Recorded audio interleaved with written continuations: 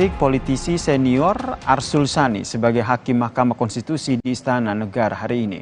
Arsul Sani menggantikan Hakim Konstitusi Wahidudin Adams yang memasuki masa pensiun.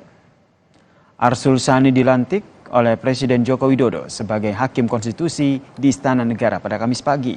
Arsul Sani menggantikan Hakim Konstitusi Wahidudin Adams yang memasuki usia 70 tahun pada 17 Januari 2024. Usai dilantik, Arsul menyebut akan berupaya mengembalikan kepercayaan publik terhadap MK. Yang namanya public trust, kepercayaan publik, itu adalah modal utama bagi lembaga yudisial termasuk MK. Ya. Jadi modal utamanya ini harus dikuatkan secara terus-menerus.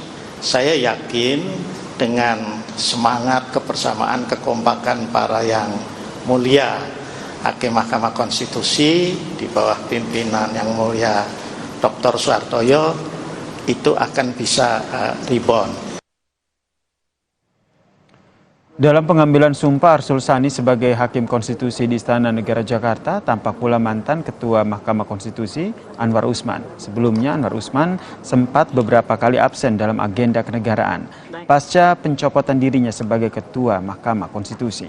Dalam kesempatan ini Anwar berdiri bersama dengan Arsul Sani dan juga Hakim Mahkamah Konstitusi lainnya.